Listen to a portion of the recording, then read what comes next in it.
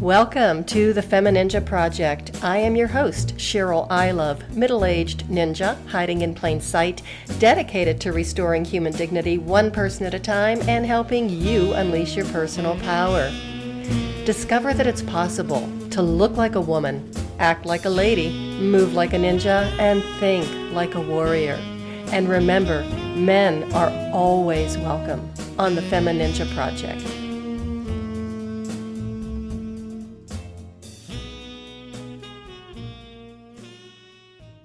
Welcome to another episode of the FemiNinja Project. And today I have a repeat guest. She is a fantastic person. She was so much fun to talk to the last time that I had her on the show that I wanted to bring her back because she has so many wonderful things to share with us. And her name is Stephanie Acello. She is an author, along with a lot of other things, of the heart writing series titled Pour Me Another Cup, Mystical Writings to Illuminate Your Soul. I've had her on the show before, as I said, so you can go back to episode number 81, The Magnificence of the Mystic Realm, so you can listen to Stephanie's first interview. So, Stephanie, thank you so much for coming back and welcome back to the show. Thank you, Cheryl. I'm glad to be here. I had so much fun with you the last time, and I was so moved by a lot of the things that you said during the episode, because I have to admit I was one of those doubters that kind of had a little bit of an eye roll when you're talking about the mystic realm. But the way you explained it was just so beautiful, and it opened up a lot more possibilities for me. And even the little tiny short reading that you did in the previous episode, it resonated with me so much that a lot of times I think of that if I wake up in the middle of the night and I can't fall asleep, I think of that just letting go, and it really has made a huge difference in my life. So I thank you for that. Well, thank you for sharing that. And that's the main point of why I wrote this book. So you are the perfect person and what I need to hear for that, because there's so much going on other than what we just think reality is. And if we tap into that, it can bring a lot more peace and happiness to us. And it could also bring a lot of clarity. And I think that's real important, especially this period of time. 2020 has been just a crazy year.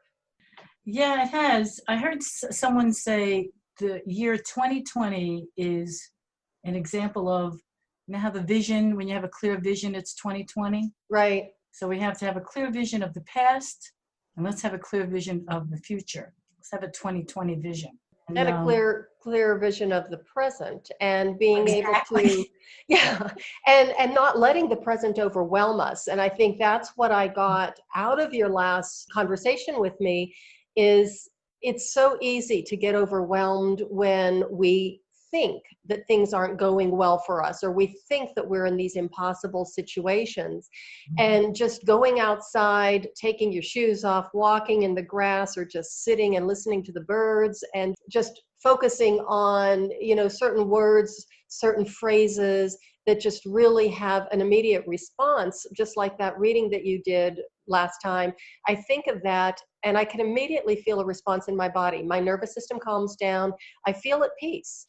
Oh, God, that is so great. And, nature is one of the best things. I mean, meditation's good too, but sometimes it's not for everybody. Mm-hmm. But when I mentioned before about the mystical realm, I might just say that again. What I'm referring to that is that's the place where it's a realm where the oneness and the unity of existence and consciousness is experienced. That's the big word, experience. It's not known in the head. It's not a concept. You really can't explain it. It's just an experience, but it occurred. Mm-hmm. So this realm is that realm, and you can connect to it through nature, through meditation, through song, through dance, karate, whatever brings you into that space. And it's so important, I think, to have a regular practice of that, to remind yourself of being in that space, because that's where, like you said, you're going to find the peace. And you're going to see the higher picture of what's going on. So could I give you a little analogy? I know you love analogies, and so do I, so let's go for it. All right, so let's pretend you're in I don't know if anybody's been in New York City or any busy city. New York is, I came from New York, and it could be quite intense. And there's maybe there's a march going on or a protest, and you're right in the middle of it. There's chaos going on, there's sirens, there's people screaming and yelling, and you're in the middle of this chaos. So you see a little balloon, one of those hot air balloons. Mm-hmm. You hop on it, and it takes you a little bit higher. Now you're still in it, but you're not actually really in the middle of it where it's scary and frightening. And as it goes higher and higher, you could still view it, but you're not in it anymore. You're not of it, I should say. Mm-hmm. So as the higher you go, you still can see all the stuff going on, all the chaos, but it actually has some beauty to it now. Mm-hmm. And you're seeing the order of it. And that's what it is when you start connecting to that part. You get a higher perspective, like a mother looking over a child that maybe a toy broke. And that toy is devastating for that child. But the mother knows he's going to get through that. It's going to be a moment because she has that higher view. So that's that part you want to connect to all the time, or as much as you can, to have the insight of the beautiful order, even though sometimes it looks crazy. But there's an order, an intelligence order to nature and to everything. And that's what that particular piece was writing about. And it's large, and it's bigger than us. So that's why to tap into that, we will see the whole picture more so than. That is a great analogy. And it almost reminds me of that expression, taking the high road. Yes. Mm-hmm. And I think sometimes that's why I love going to the mountains so much, and I love being in the mountains and hiking, is you're on kind of like an elevated place, and you are kind of looking down at, once you get to the top of the mountain or the peak, you're looking down at everything and you see so much more. It is so clear. Exactly. And that's being on the summit. Absolutely. And that's why when I was telling you about, I feel that a guru, I use that term, is in front of us 24/7 and guiding us 24/7. And what that means is not a person or a teacher, but something that's in our circumstance that is always showing us about us. Mm-hmm. And I call it a guru. And a guru actually means from darkness to light. The real meaning of a teacher, a guru teacher, is to show the student their own guru within them. Mm-hmm. So meaning no matter what you're in front of, when you have something that grabs your attention, because think about all the things. If you're walking down the street, there's sidewalks, there's trees, there's houses, there's people, but yet you may get focused on a squirrel. Out of all the multitude of things around you, you'll get focused on one thing. There's a reason for that. And there's something to tell you about you. Since our conversation last time, I have been looking at things a lot differently. Oh, goody. I just see you kind of like rubbing your hands together going, yay, I got a convert. But I mean, it was just very enlightening. And when you talk about gurus, I think a lot of times we think of a guru either as, maybe an aging yogi sitting in their meditation position, or, somebody who's been around the block many times and is going to teach you things. But I love your perspective and your explanation about what a guru is, and that they are all around us. And you even refer to your animal gurus. And I think you even had a tomato guru. I'm not really sure about that. Oh, yes, absolutely. Oh, I would love to hear about the tomato guru. And I absolutely want to hear about your animal gurus, because I am a devout animal lover. Oh, yes. Well, they show us so much because they're so unconditional. But just back up for a second, the gurus or teachers are showing us about us. They don't have to be this Indian, man with a long beard. I happen to have a woman guru, which was great, but you don't have to have that. And you don't have to go to the Himalayan mountains to find yourself. It's in front of you all the time, and it's in plain sight. That's the tricky part. We live our life in such a in a dream state, we don't really see what's actually in front of us. And that brings me to what I think I'm going to do is one of the biggest gurus that I witnessed was my son. And I'm sure you've had that, if you have children or animals that are your partners. And also the reflection of the sun on a lake. And what happened with this, I used to take my son and his friends when they were very young, around 5 years old, to this place in Long Island, Blydenburg's Park, and they had a beautiful lake, and it was always windy there. And when the sun was out, you could just see the sun reflection dancing upon the rippled lake water. And, when I used to go, I used to just see the sun's reflection. Well, one day I went with my son's friends, and actually I'm gonna read you a heart writing about this. It's a little story. Is that okay? Sure. Okay, it's called The Shiny Things. Down a dirt path alongside of a lake on a bright autumn day, the discovery was about to be revealed.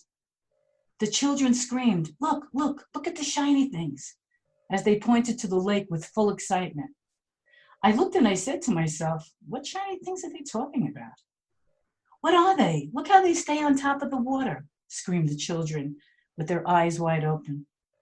I then realized they were talking about the sun's reflection upon the rippled lake water.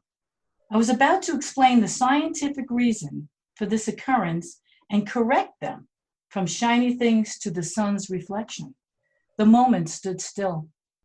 I looked at their faces full of wonder and excitement, an excitement that I also shared in search of these shiny things. A knowing washed throughout my body. They are seeing the wonder and magic of life. I am seeing a concept. An insight surfaced. When I think I know something, it stops me from seeing what really is. So we all sat at the lake shore and watched in silence as the shiny things danced upon the water. And what that was is I realized there is wonder everywhere around us, but we compartmentalize it in thoughts. So I just saw the sun's reflection, flat, nothing, no dimension. They saw shiny things dancing on the water, and it was beautiful. And when I saw their interpretation, when I look at something, if I see me doing a concept of it, I really just try to see what I'm really what am I really seeing?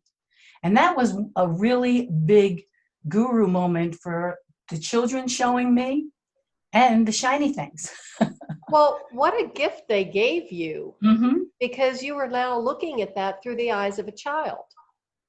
And how we used to look at things when we were children, of just the magnificence of nature around us, and how the smallest, most simple thing has so much possibilities. I mean, I remember, and it's a very long story that I won't get into right now, but when I was 4 years old, of finding a little a seed from a sugar maple tree. And I don't know if you've ever played with them. We used to call them like whirly birds. We'd make little helicopters and they would spin. But what that little seed meant to me, and I actually planted it in my backyard, in our yard, because I wanted to grow my own sugar plum tree, which is a story that I loved as a child, a poem that I still have memorized, believe it or not. It's kind of crazy. But to look at that, I mean, anybody else would think, oh, well, that's a little, it's a seed. But to me, it represented this magic, this sugar plum tree, the possibilities, this growth, what the tree represented. And if somebody had said to me and explained to me in a scientific way exactly what it was, and that was the end of the story, that imagery that I have and that memory of that's taken me all through these years, 60 years, would be gone. So you just kind of went with that. And instead of saying to your son and his friends, oh, it's just a reflection, blah, blah, blah, blah, blah, blah, and explained it in a scientific way, I can just see in my mind's eye their little bubbles, being burst. Yeah, I mean, even in your daily life, when you see something and you see yourself just putting it in the thought, like, oh, that's just, that, or that's just the wind. Take a moment and just be with it. And that will actually bring you into that realm of peace and unity as well. Because when you are with anything, just being with anything, you're in the present. And that present, that includes the past and the future and right now. So you have a holistic view. It's an amazing process to be mindful and present. It takes a little practice. It takes a little time. I mean, not really that much time, but the desire to do it. And that's what that story was about too, is just being and not being in my head. And I think we are all in our heads so much, especially, in this time, in these days. You just keep repeating the talking points over and over, or you keep repeating the scenarios in your head over and over, and all of a sudden it's taking over your thoughts, it's taking over your mind, it's taking over your entire life, and you can't look past it. Yeah, so are you saying that's when thoughts have you instead of you having thoughts? Exactly. Yeah, and someone actually decided to count how many thoughts people have in a day. Oh, gee. I don't know how they did that, but there's an estimate of 70,000 thoughts in a day. Wow. And most of those thoughts are the same that we had yesterday. So how can you really experience the wonder of life and also the present moment of life and anything new when you keep on thinking the same thing over and over again? So thoughts are a really big part of the creation process. I mean, this a while ago, people used to think you're crazy talking about it. Now it's definitely more in the mainstream. But a thought, a goal, a dream, that's the beginning, the catalyst of anything you desire or you want to create in your life. The thoughts are powerhouses. They're these incredible powerhouses. However, if you leave them unattended, like children, they will go wild. And they're going to go in all these different directions. And what happens, you become fragmented. So, I mean, we're always going to have thoughts. But what kind of thoughts are you going to have? You're going to have ones that are going to be empowerment and focus, or you're going to have ones that are going to bring you to, discord and separation. So you can think them like children. I heard someone mention this once before too. I don't remember who it was. Your thoughts could be like children, and they're not attended. They're just going to go crazy. So you have to be the mother of those thoughts and tell them, all right, now gather up, little children, come here now.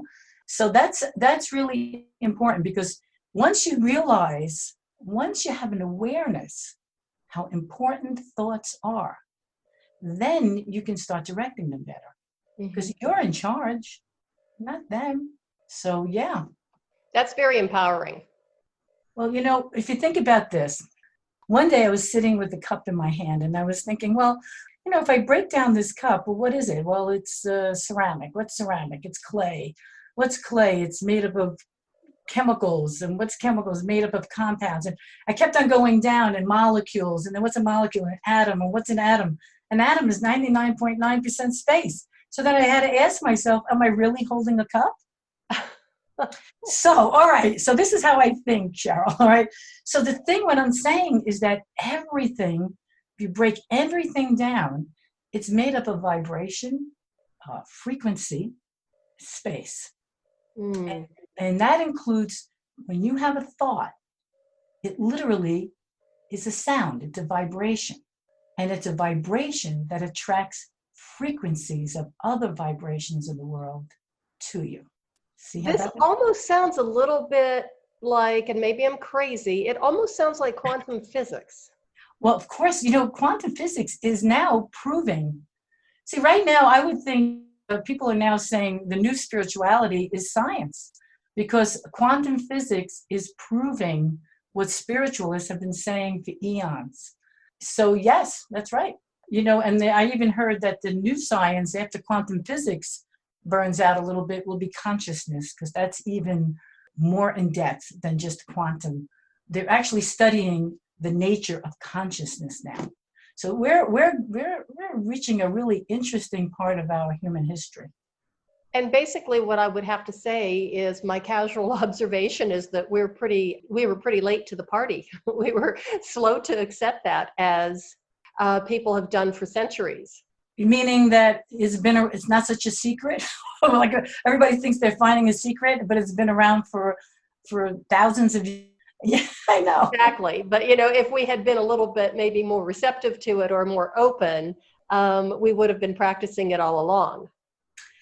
Yeah, that would have been interesting to see what would have come from the human society from that. But just like anything, the rediscovery of it may be even better. Mm-hmm. Well, I think it's coming at a very good time. Timing is everything. Absolutely, absolutely.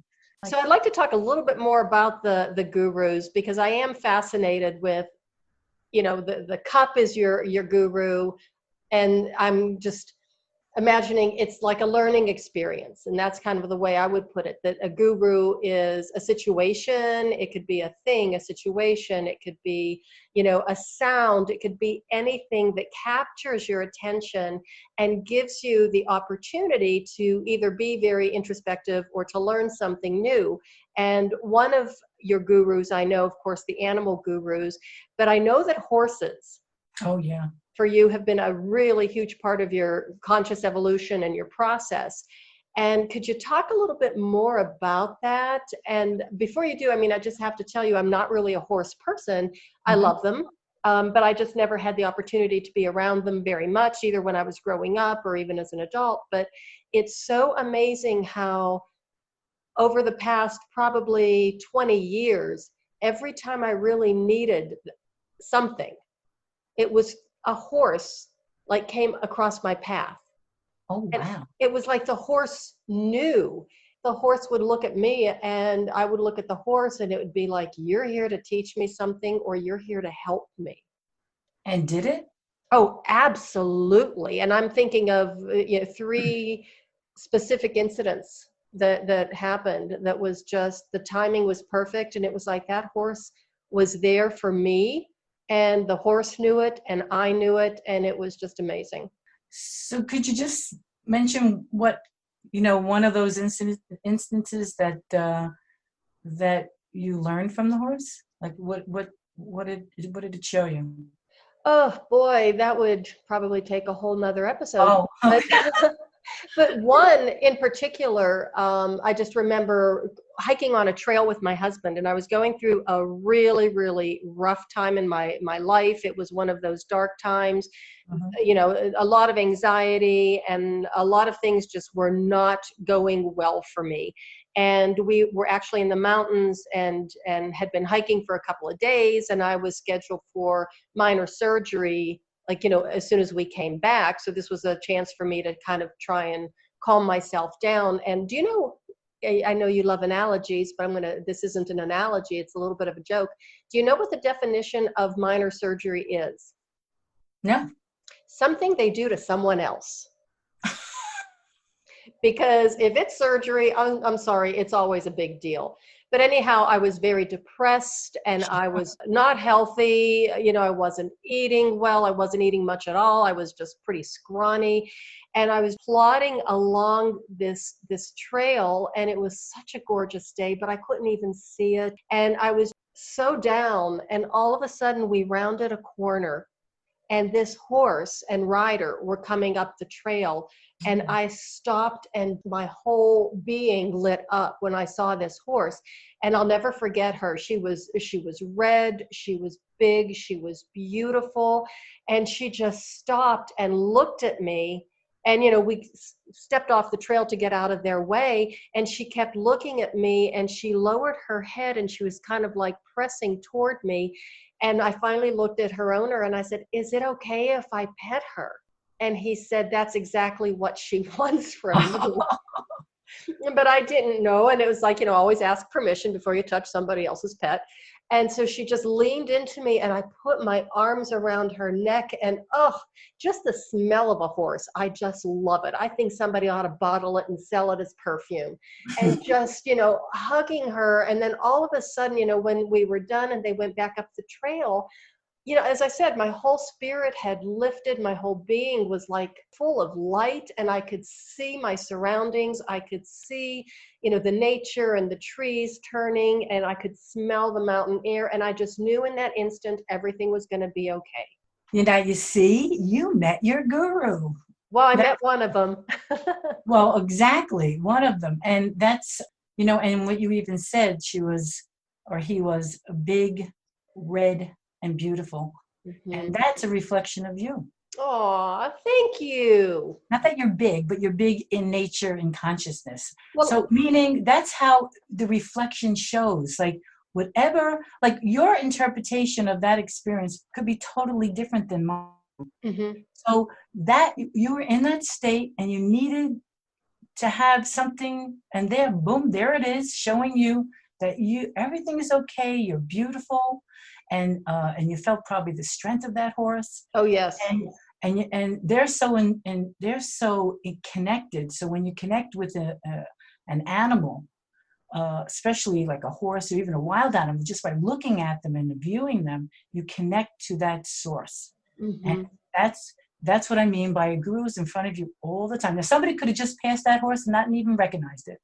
Oh, see what I'm saying? So yeah, so that's what I mean by the guru is in front of you when you're in a state and something pops into your circumstance like that.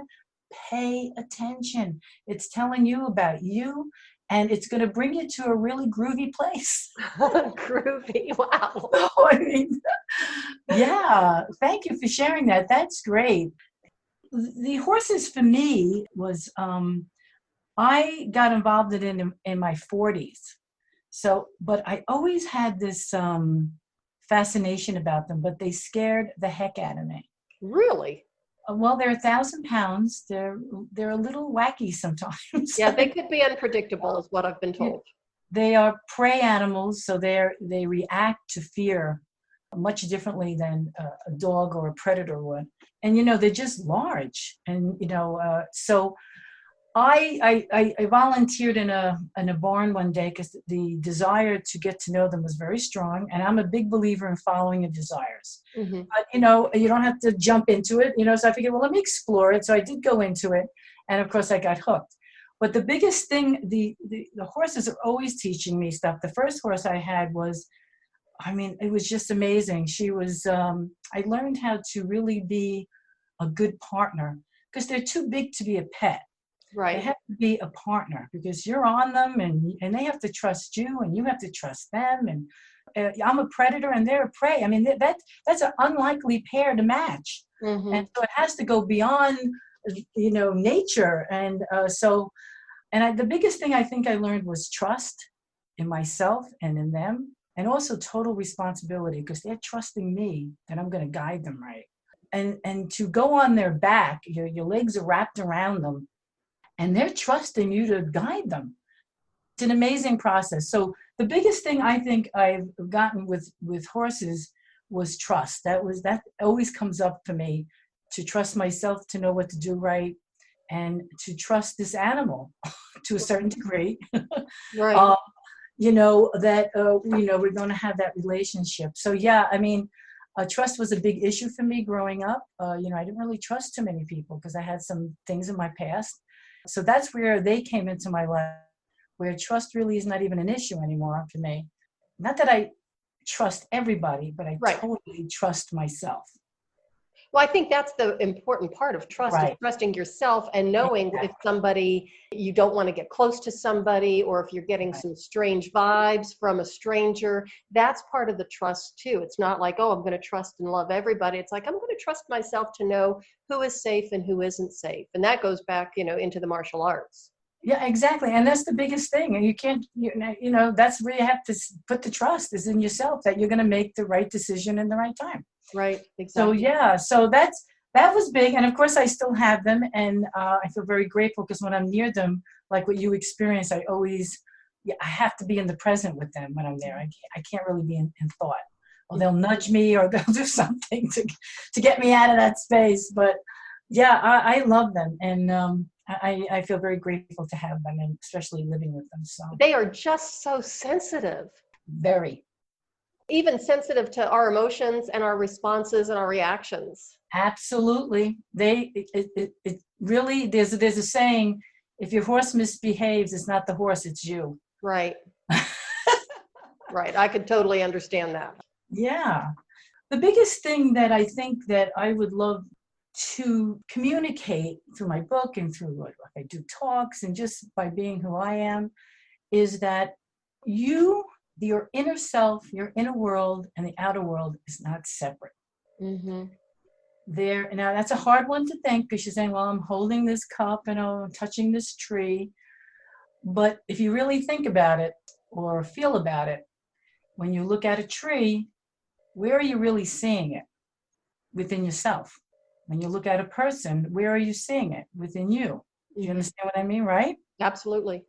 So everything that is sensed, because the senses help you, you are interpreting it within yourself. So everything that we experience in our life is an extension of who we are. The big self, at higher perspective, and the personal self. So that's why if you ever have an issue or you want to work something out or you want to fulfill a desire, you want to become more than who you are at this point and do some things that are fun, the answers are all within. All that's really needed is just awareness. Mm-hmm. And it's total responsibility, Cheryl, because it's hard to say when you're going through your life and things happen to say, well, that came from me, not for blame, no blaming, but there was some kind of frequency, some kind of vibration, some kind of thought, some kind of feeling that might have drawn that circumstance to you. And that's a hard one for people to take because it's total responsibility for your inner state and your life, not blaming anymore. So that's where I notice is the hardest thing for many people to accept. So when you do talk to people, or even if you do public speaking, when you're talking in front of a group of people, I would guess that they're coming to you, they are fairly open-minded toward this topic anyway. But how do they respond when you start sharing some of these stories and some of these ideas and some of these principles of being more aware, more conscious, more mindful, finding those gurus that are standing right in front of you at every moment in time? That's a great question because part of what I'm utilizing the book for is when I used to go out and do some talks when it first came out, I would do a reading or something, or I'd give a background and talk a little bit about this. And I have to say, I've got really positive responses and I've gotten great questions because what I'm talking about is not religiously affiliated. It has nothing to do with politics. I think within us all, we know we want to feel complete. We want to let our authentic self out. We know that within us, there is an abundance of peace and love, but sometimes it's hard to get to it because of all what we've been brought up with, the conditioning, the thinking, and the bombardment of what we're having now with the media and everything. Right. It's very hard to separate from that if you don't have an avenue. So I found that most people are looking to feel that completeness within themselves. So far it's been a positive experience. Like you've been a real positive experience. Well, thank you. Thank you. And I appreciate that. So yeah, that is a good question. And the other thing, Cheryl, at this point in my life, if someone, everybody has to do what they have to do for themselves. If it doesn't work for someone, it doesn't resonate with people, that's fine. I'm not here to do anything. I'm just expressing my authentic self. That's all I'm doing. You can have fun with it, or you can say, I'm going to throw it in the garbage. But I haven't, I'm not here to convince anybody or anything like that. I'm just expressing my experiences with life that has helped me more connected and enjoy. Because one of the biggest thing is you gotta have fun. Fun has to be within everything that you do. I don't mean drinking or anything like that, but I mean you gotta have fun. You gotta play. People are much too serious, and they take themselves much too seriously. back to when we were children. I mean, that's even how we learned. I mean, that's how we learned to relate to each other. That's how we learned to move. That's how we learned our environment, was through play. Exactly. And you know what? I have something on play, I think. Because one day I was in a funky mood and I didn't know how to get out of it. And I went to a park and I just started playing. And then some friends came and then we all started playing and then I didn't even remember what the problem was. Exactly. Play is very important because it's when you lose yourself in the play, that's when you're found. Mm-hmm. Okay, when you get out of that head. So could I read one about play? Sure, go for it. Sure, thank you. Play is the dance of life. Play is the opportunity to be intimate. This is when you're having fun, and more importantly, fun is having you. Fun is fun, there is no denying. Some look upon play as childish, irresponsible, not for the mature. Rubbish. Responsibility is not performing a duty. Responsibility is responding to yourself and doing what you enjoy. Consciousness and play are one package. Fun is playing with the magic and wonder of life. It is laughter, it is enjoyment, lightheartedness. It is living consciously. Play is not for the young only. It comes with the territory of growth and balance. Be responsible, play and have fun. Then life's workings will no longer be a secret. So my experience, and still is, with play and having fun. Because people ask me, what do you think is one of the most important things to do? And sometimes I say, well, it's having fun. Right. Because, you know, why are we here? Let's enjoy this brief moment that we have, which we call the human experience. It's very short. It's a wisp of a dream. Human nature is that we want to be happy. We want to have fun. And through play, like I said before, that is how we learned as children, and that's how we learn as adults. But we have a tendency, like you said, to frown upon it, that it's frivolous or it's irresponsible. And play is one of the most responsible things you can do for your body, mind, spirit, and soul. And that's why I love the very first line that you recited in that poem was, play is dancing through life. Yeah, and then when you play, you really become intimate because you're in that space of oneness and wonder. You know, you're not thinking. Right. So, you know, play is a very important part. If anybody wants to evolve consciously, I would say play.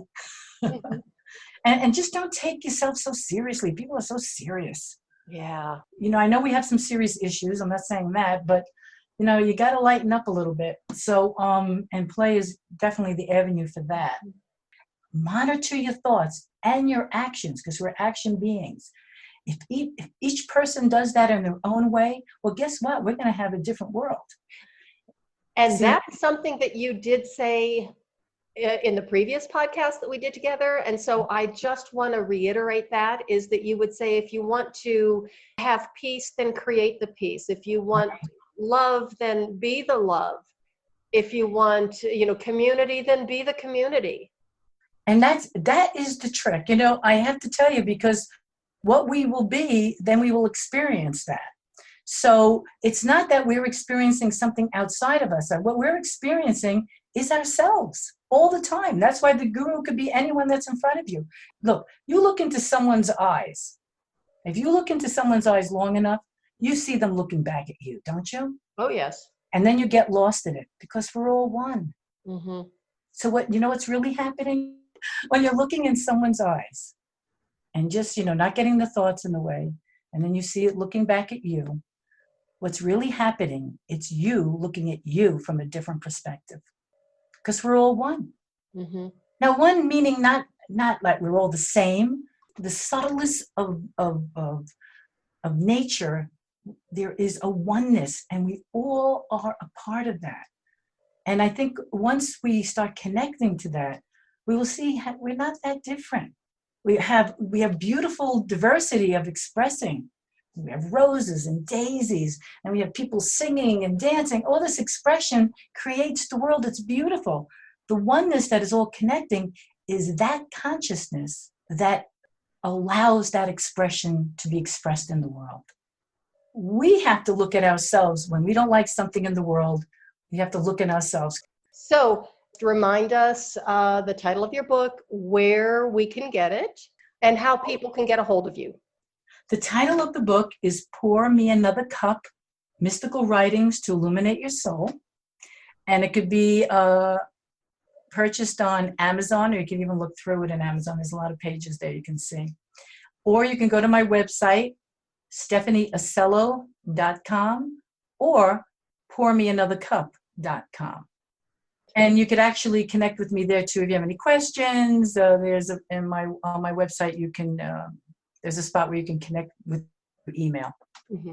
Well, thank you, Stephanie, so much for coming back on the show. Really appreciate it. I love talking to you. There's still a lot more subjects that we have to cover in the future. So just thank you so much for coming back.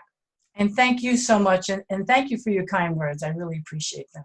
Well, I really appreciate you. And I appreciate my listeners. Thank you so much for listening.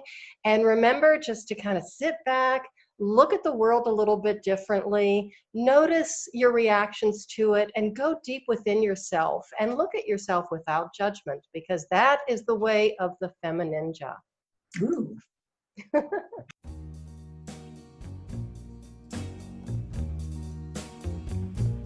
And that's a wrap on another episode of the FemiNinja Project.